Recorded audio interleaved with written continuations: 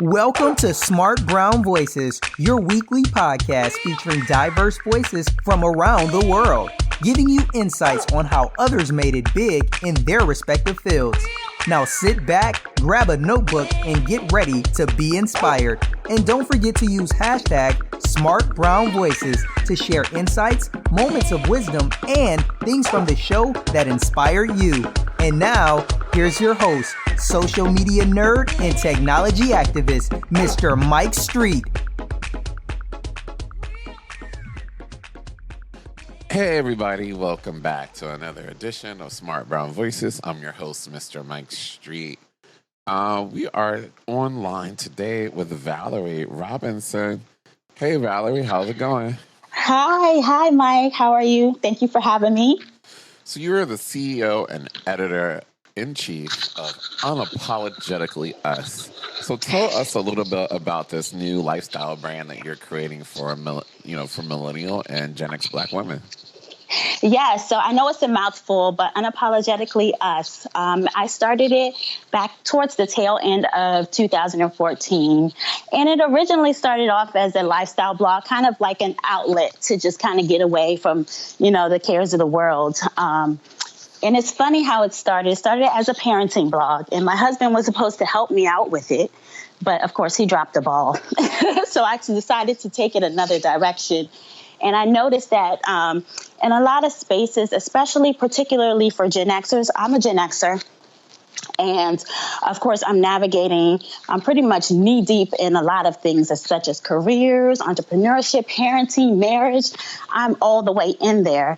And I thought it was important to have these spaces for women of color where we can kind of come together and also reach back to the millennials who are just getting their feet wet as it comes to those things, careers, marriage, school, things like that. So the things that a lot of Gen Xers have currently already experienced and are currently already going through, we can also reach back and grab our Gen Xers and say, this is what we've been going through. This is what we learned along the way. And hopefully we can bridge the gap between the two generations.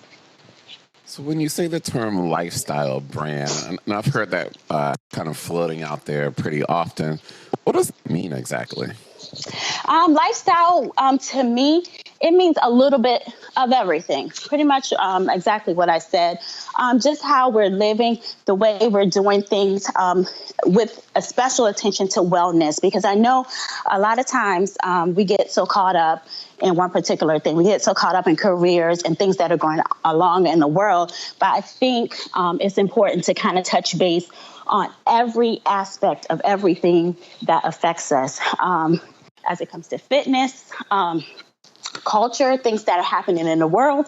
I think it's important to kind of tie those things in together because really they're all interconnected in some kind of way.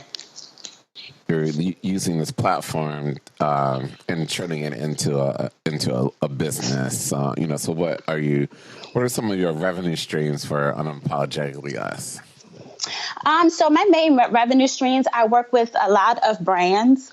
I work with wellness brands. One thing about us, if it doesn't fit with the brand, if it's not something that appeals to women of color, or if it's not something that we don't believe in genuinely, we don't do it.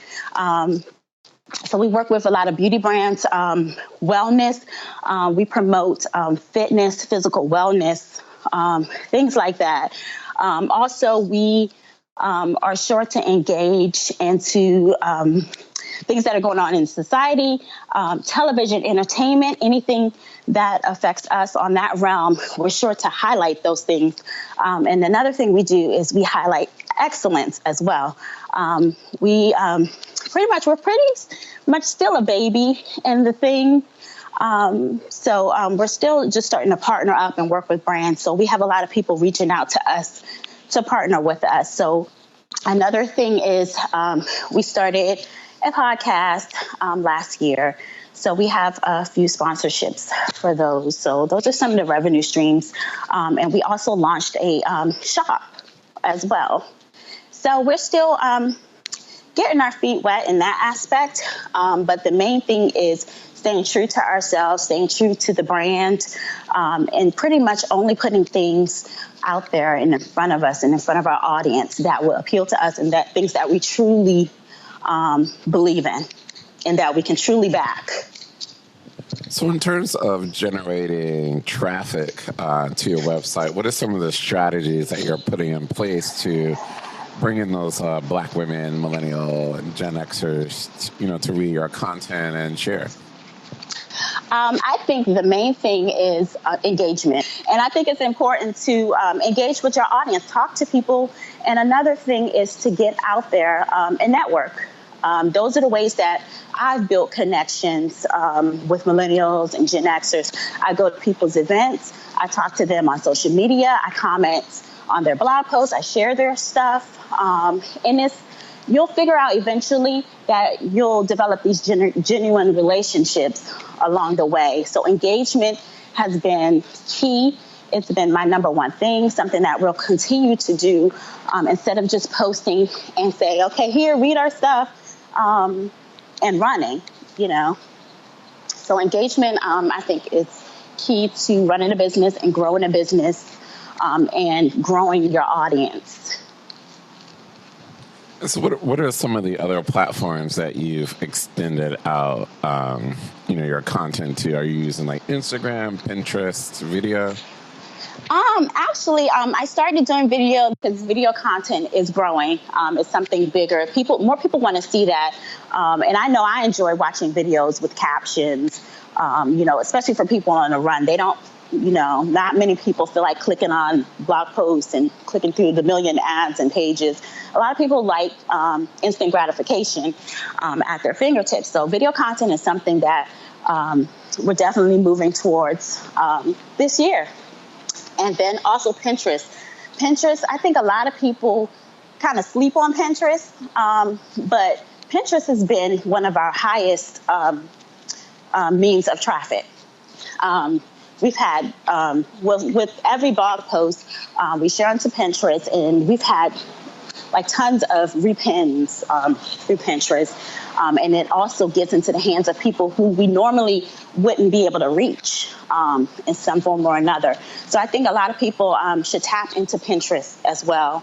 Instagram is always good. But my favorite is Twitter. I love Twitter because it just feels like everything's just moving fast, and I like that. And I like the engagement on Twitter. And then just able to just kind of reach people and different audiences and real-time conversation. So I enjoy that. And also on my Facebook, I'm pretty much on almost every platform except for Snapchat because I can't figure that out. But Facebook is another one too. I've been taking advantage of Facebook groups.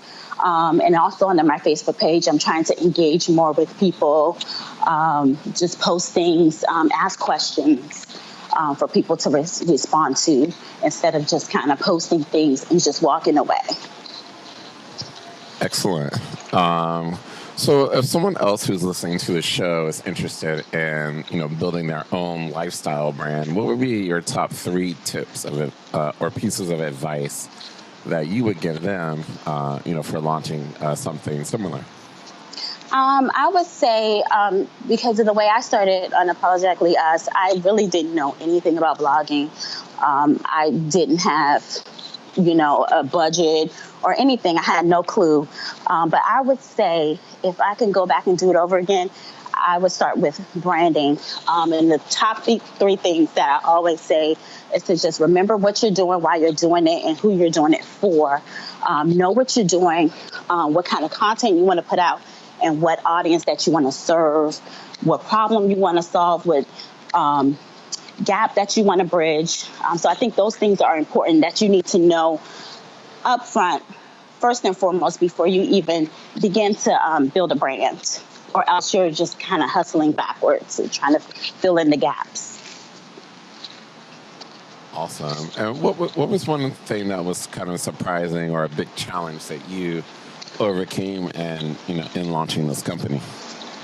Oh, wow. It's really been a challenge. And I will share, this is something that I struggle with. I am an introvert, and it was really a struggle to really get myself out there. Like when I originally started, I said, I never want to show my face.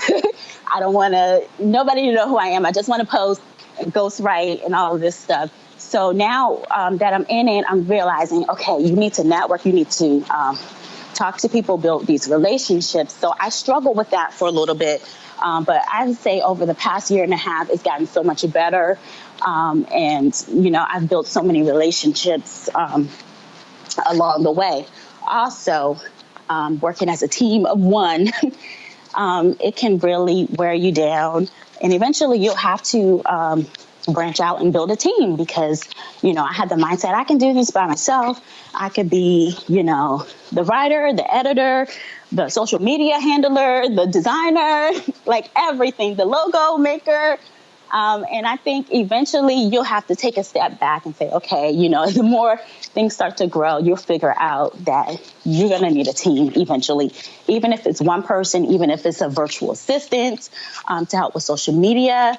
I think it's so important to plan your time wisely. And that's something that I had to learn the hard way. And so what do you see the future of Unapologetically Us going? Like, what if you could look into your crystal ball 5 years from now, what would you want for the company? Goodness. Oh, my goodness. I just want it to be a space a safe space for women of color where we can be ourselves, where we could talk about things, because I know there are tons of sites out there for women, but when we're talking about women of color, Black women, of course there are some sites out there for us, but there aren't really many. Or if there are sites for women, a lot of the things, advice they're giving, maybe such as beauty, hair, don't cater specifically to us. So I want it to be a space where we can share experiences, bridge those gaps between the generations. Because one thing I have to say is, I guess back, when I was a little bit younger, I wish I would have had some of the resources that are available now. I wish I would have had some of these videos and all of this awesome content, all of these websites. I really wish that those things had been available and passed down to us. I don't want us to kind of reinvent the wheel. Of course, we're all learning, we're all growing. But I just don't want us to reinvent the wheel. I want us to share and pass along information so that things don't get, kind of lost. Our legacies don't get lost along the way. So I do want the blog to grow, the site to grow, more content, video content, and focusing more on wellness. Something that I do want to open up this year is accepting contributors to kind of get different voices out there, different perspectives, because of course we're all from different walks of life, different beliefs. And I think it's important for all of our stories to be told kind of on our own terms instead of, other platforms who have not quite experienced what we go through to tell our stories for us. I think it's important to have our own voice and to voice our own stories. So that's where I see for the short term. Long term, I'm not sure, but I know I'm just kind of taking it day by day.